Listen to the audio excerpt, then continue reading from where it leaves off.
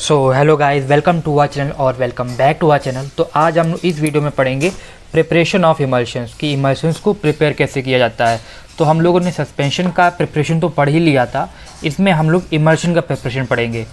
सो इसे शुरुआत करने से पहले जैसे एक रिवीजन है कि पिछली वाली वीडियोस में हम लोगों ने बात करी थी आइडेंटिफिकेशन टेस्ट ऑफ इमल्शंस कि इमल्शन को आइडेंटिफाई करेंगे, और उसकी पीछे वाली वीडियोस में हम लोगों ने इमल्शंस का इंट्रोडक्शन किया था कि इमल्शंस होता क्या है, इसके क्या क्लासिफिकेशंस होते हैं, हर चीज़ बहुत ही डिटेल में डिस्कस करी थी। ओके, सो इसी वीडियो में हम लोग आगे फर्दर कंटिन्यू करेंगे और हम लोगों का इमल्शन में सेकेंड लास्ट टॉपिक बचा है जो है प्रिपरेशन ऑफ इमल्शन कि इमल्शन बनाया कैसे जाए।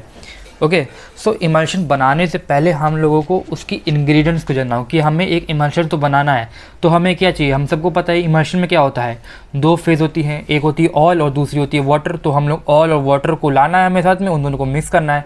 लेकिन ये इतना आसान नहीं होता क्योंकि ऑयल और वाटर एक दूसरे में इमिसिबल है, ये जल्दी मिक्स नहीं होते। तो हमें इनको मिक्स कराने के लिए कोई ना कोई दूसरे एजेंट की ज़रूरत पड़ती है। सभी को पता है कि ऑयल और वाटर कभी मिक्स नहीं होते। अगर आप घर में भी एक्सपेरिमेंट करें तो पानी और तेल कभी मिक्स नहीं होते। तेल की जो अगर आप पानी तेल को मिलाएंगे तो तेल ऊपर की अलग सी लेयर बना के तैरने लगेगा। लेकिन यहीं पे बात आती है हमारी इमल्सिफाइंग एजेंट की। तो इमल्सिफाइंग एजेंट वो एक पर्टिकुलर एजेंट होता है जो हमें ऑयल और वाटर को मिक्स होने में मदद करता है। ओके, सो इमल्सिफाइंग एजेंट की ये एक यूनिक प्रॉपर्टी है जो हम लोग इमल्शन में यूज़ करते हैं, इसीलिए नाम पड़ गया इमल्सिफाइंग एजेंट। मीन्स इमल्शन को बनाने के लिए जो एजेंट यूज़ होते हैं उन्हें कहते हैं इमल्सिफाइंग एजेंट। तो देखते दोस्तों कि ऑयल और वाटर में क्यों मिक्स नहीं होता है। ओके, सो हम लोगों ने पिछली वाली वीडियोस में आइडेंटिफिकेशन की टेस्ट की बात करी है, वही इसका रफ डायग्राम है। सो हम लोग अब बात करते हैं ऑयल और वाटर के बारे में। ठीक है, सो ये हमारा एक कंटेनर है, इस पर मैंने वाटर लिया, H2O लिया वाटर, और इस पर मैंने ऑयल डाल दिया। तो अब सबको पता है कि ये ऑयल एक दूसरी लेयर बना लेगा। ठीक है, इस चीज़ को ओवरकम कैसे करें, तो ये हो किस ले रहा है, क्योंकि ये तो एक फेज़ है ऑयल की, ये ऊपर की सतह है ऑयल की और ये नीचे सतह है वाटर की।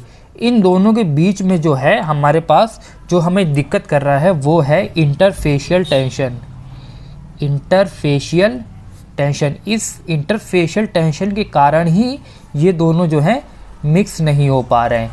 तो किसी तरह से हम इस इंटरफेशियल टेंशन को हटा दें तो बात बन जाएगी। यही काम इमल्सिफाइंग एजेंट्स करते हैं। इमल्सिफाइंग एजेंट्स करते क्या है, इस ऑयल और वाटर के बीच में जो सरफेस टेंशन है इसको रिड्यूस कर देते हैं। इसे बहुत एलिमिनेट ज़ीरो तो नहीं कर पाते, लेकिन काफ़ी हद तक इसको बहुत ही कम कर देते हैं। तो क्योंकि अब ये इंटरफेशियल टेंशन कम हो गई है तो ऑयल और वाटर काफ़ी हद तक एक दूसरे में मिक्स हो जाते हैं, और इसीलिए जो ये ऑयल है ये इसमें वाटर में जगह मिक्स होकर ये इससे ग्लोब्यूल्स बना लेता है। तो अगर हमने इसमें इमल्सिफाइंग एजेंट ऐड कर दिया होगा तो कैसा डायग्राम बनेगा, डायग्राम कुछ इस तरह से बनेगा। तो ये रहा हमारा वाटर, ये तो पूरा हमारा वाटर है, और ऑयल की कुछ ग्लोब्यूल्स इसमें इस तरह से डिस्प्लेस हो जाएंगी। तो पहले तो ऑयल एक लेयर बना रहा था, लेकिन अब क्या इसमें ग्लोब्यूल्स के फॉर्म में एग्जिस्ट करने लगा। ये काम किसने किया, हमारे इमल्सिफाइंग एजेंट ने किया। कैसे किया, by decreasing the surface tension, interfacial tension. Interfacial tension को डिक्रीज करके हमारे इमल्सिफाइंग एजेंट ने ये नामुमकिन से काम मुमकिन कर दिया। ओके, तो यही पढ़ते हैं क्या है इमल्सिफाइंग एजेंट की definition. These are those agents that reduces the interfacial tension between water and oil phase. तो वाटर और ऑयल की जो दो फेजेस हैं उनके बीच में जो इंटरफेशियल टेंशन आ रहा है उसको ये लोग रिड्यूस कर देते हैं। बाय रिड्यूसिंग इंटरफेशियल टेंशन, ये आई है, ये गलती से मुझसे वो बन गया है, ये आई है। Okay, so by reducing the interfacial tension they enhance the stability of emulsion. तो इंटरफेशियल टेंशन हट गया, जैसे ही इंटरफेशियल टेंशन हटा तो ये सस्पेंशन जो हमारी इमल्शन है वो उसकी स्टेबिलिटी बढ़ गई, वो अब ज़्यादा देर तक सही रहेगा, है ना, उसकी स्टेबिलिटी बढ़ गई है। अब वो मतलब कि उसकी एक्सपायरी डेट और आगे बढ़ जाएगी। ठीक है, and enhance the stability of emulsion, तो इमल्शन की स्टेबिलिटी को इन्हेंस कर देती हैं। फॉर एग्जांपल, अब ये इमल्सिफाइंग एजेंट्स के एग्जांपल पढ़ते हैं। गम, अकेशिया, अगार, ट्रैगाकैंथ, स्टार्च एंड बहुत सारे अलग भी होते हैं। ठीक है, तो ये गम, अकेशिया, एगार, ट्रैगैंथ और स्टार्च, यहाँ पे 4 लिखे, हम लोग और पढ़ेंगे इसको आगे। तो ये है इमल्सिफाइंग एजेंट की एक डेफिनेशन। ओके, एक स्टैंडर्ड डेफिनेशन है, ये आपको हर जगह सेम मिलेगी कि ये स्टैंडर्ड डेफिनेशन है। ओके, सो अब आते हैं प्रॉपर्टीज़ ऑफ इमल्सिफाइंग एजेंट की। ये तो पढ़ लिया हम लोगों ने कि इमल्सिफाइंग एजेंट की क्या होते हैं, लेकिन अब पढ़ते हैं इसकी प्रॉपर्टीज़ क्या होती है। ओके, सो इसकी 4 प्रॉपर्टीज़ है जो हम लोग मानते हैं कि ये होनी चाहिए। अगर इन प्रॉपर्टी में वो नहीं बैठता है तो हम लोग को इमल्सिफाइंग एजेंट में या तो कुछ चेंज करना पड़ता है या दूसरा लेना पड़ता है। Okay, it should not react with other ingredients of emulsion. Means इसका क्या है, इट शुड नॉट मतलब कि ये रिएक्ट नहीं करना चाहिए विथ अदर इंग्रेडिएंट्स, जो हमारे इमल्शन में अदर इंग्रेडिएंट्स भी तो हैं उसके साथ रिएक्ट नहीं करना चाहिए। इसका मतलब क्या कहने का, जैसे कि हमारा ये इमल्शन है, ये दोस्तों हमारा ये इमल्शन है। अब इमल्शन में क्या क्या होगा, इसमें होगा ऑयल, इसमें होगा वाटर, इसमें होगा हमारे ड्रग्स, इसमें होगा हमारा कलरिंग एजेंट कई सारे चीज़ होंगे, फ्लेवरिंग एजेंट होंगे। तो कितने सारी चीज़ें इस इमल्शन में है ना। अब अगर मैंने यहाँ पे इमल्सिफाइंग एजेंट डाला और अगर इमल्सिफाइंग एजेंट ने कहीं ये हमारे ड्रग के साथ रिएक्शन शुरू कर दी, एक ड्रग के साथ हमें रिएक्शन शुरू कर दी, तो ड्रग का तो केमिकल कॉम्पोजिशन चेंज हो जाएगा, फिर जिस चीज़ के लिए इमल्शन बनाया था वो तो ख़राब हो जाएगा। या अगर हमारे इमल्सिफाइंग एजेंट ने कलरिंग एजेंट के साथ कुछ रिएक्शन शुरू कर दी तो क्या होगा, कलरिंग एजेंट इसको दे रहा था रेड कलर, लेकिन अब क्योंकि अब इमल्सिफाइंग एजेंट ने इसके साथ रिएक्ट कर गया तो ये कलरिंग एजेंट अपनी प्रॉपर्टी लूज़ कर देगा, तो वो रेड कलर रहेगा ही नहीं। तो इसमें बात है कि इमल्सिफाइंग एजेंट किसी भी चीज़ से रिएक्ट नहीं करना चाहिए, ना ऑयल से ना वाटर से, किसी भी चीज़ से नहीं। इमल्सिफाइंग एजेंट आए, अपना surface tension interfacial tension decrease करे बस, और हमें उससे कोई काम नहीं चाहिए, और वो और किसी और से रिएक्ट नहीं करना चाहिए, ये हम लोग चाहते हैं।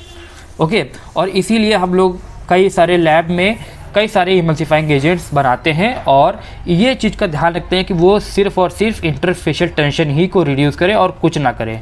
Okay, then it should be chemically inert. Chemically inert का मीन्स होता है स्टेबल, मीन्स वो ज़्यादा देर तक सही रहे, स्टेबल रहे। वो कुछ केमिकल्स होते हैं जो डिग्रेड होना शुरू कर देते हैं, जैसे कि कोई ड्रग लीजिए आप, या कोई भी ड्रग लीजिए, कोई भी जूस लीजिए फॉर एग्जांपल, अगर उस जूस को आप एक दिन के लिए रख दें तो वो दूसरे दिन जूस ख़राब हो जाता है। वो जूस को अगर आप पिएंगे एक दिन बदला तो आप बीमार पड़ जाएंगे। तो वो क्या है, वहाँ पे उसमें स्टेबिलिटी नहीं है। इमल्सिफाइंग एजेंट जो हमारा होना चाहिए वो केमिकली इनर्ट हो जाए, मतलब कि अगर उसको हम एक इमल्शन में डाल दें तो कम से कम 1 साल तक तो वो इमल्सिफाइंग एजेंट ख़राब नहीं होना चाहिए, वो अपनी प्रॉपर्टी को मेंटेन करना चाहिए, ये इसका मतलब है। Okay, then it should be non toxic होना चाहिए। मीन्स हमें जैसे ही हम उसको इमल्सिफाइंग, जैसे हम इमल्शन पिए तो इमल्सिफाइंग एजेंट भी हम लोग पिएंगे तो हमारी बॉडी में कुछ वो नुकसान ना करे, कोई एलर्जी ना करे, या हमारे स्टमक एसिड से इंटरफियर ना करे, हमारी बायोलॉजी से कुछ इंटरफियर ना करे, वो जाए और आराम से यूरिन के थ्रू एक्सक्रीट हो जाए, हमारी बॉडी से कोई इंटरफियर ना करे, हमारी बॉडी को कोई नुकसान ना पहुंचाए। यही मतलब है नॉन टॉक्सिक का। तो नॉन टॉक्सिक का मतलब यही है कि हमारी बॉडी को कुछ नुकसान ना पहुंचाए। ओके, एंड सबसे फोर्थ पॉइंट जो सबसे इंपॉर्टेंट है, it should B of low cost. Means इसकी जो कॉस्ट है वो कम होनी चाहिए। आप ये ना देखो कि इमल्सिफाइंग एजेंट बहुत महंगा है, हज़ारों में आ रहा है, तो दवाई का प्राइस बढ़ जाएगा, ऐसे तो फिर कस्टमर खरीदेगा नहीं। तो इमल्सिफाइंग एजेंट को सबसे इंपॉर्टेंट पॉइंट है ये कि लो कॉस्ट होना चाहिए, उसकी जो कॉस्ट है वो कम होनी चाहिए, ताकि वो जो हमारी ड्रग्स हैं वो सस्ते में बन पाए। सस्ते में बन पाएंगे तभी तो बिकेगी, है ना। सो ये उसकी 4 प्रॉपर्टीज़ है जो हम लोग आइडियली मानते हैं कि होनी चाहिए, और ये होती भी है। ओके, सो पढ़ लिया हम लोगों ने इमल्सिफाइंग की definition, properties of emulsifying agent. अब पढ़ते हैं इसका क्लासिफिकेशन। हर चीज़ का क्लासिफिकेशन है दोस्तों, तो इमल्सिफाइंग एजेंट का भी होगा। तो ये है हमारा क्लासिफिकेशन। तो हमें 5 पार्ट्स हैं, natural, semi synthetic, synthetic, inorganic, और दूसरा है और 5वां है अल्कोहल। तो हमारे पास 5 इसके टाइप्स हैं। सो इस टाइप्स को पढ़ते हैं। तो नेचुरल में हमारे पास 2 पार्ट्स हैं, वेजिटेबल और एनिमल, क्योंकि नेचर से आए हैं तो इसलिए नाम है नेचुरल। तो अगर हम लोग वेजिटेबल से निकालेंगे, कई सारे इमल्सिफाइंग एजेंट हम लोग वेजिटेबल से निकालते, तो उसमें है स्टार्च है, अगार है, गम अकेशिया है, ये सब हम लोग वेजिटेबल्स को मैं प्लांट से निकाल लेते हैं। ओके, और कुछ हैं एनिमल से निकालते हैं। तो एनिमल से क्या, वूल फैट भी एनिमल से मिलता है, और जेलेटिन भी एक बहुत ही अच्छा इमल्सिफाइंग एजेंट है। तो आपको पता होगा कि जेलेटिन जो होता है वो पिग की स्किन से बनता है। जो पॉर्क होता है, जो पिग्स होते हैं, उनकी स्किन को डिग्रेड करके बनाया जाता है। वो अभी लोग आप आगे पढ़ेंगे। ओके, फिर आता है semi synthetic. Semi synthetic means ये थोड़ा सा नेचुरल भी है और थोड़ा सा आर्टिफिशियल भी है। तो इसमें दो एग्जांपल है, मेथाइल सेलुलोज और सोडियम कार्बोक्सी।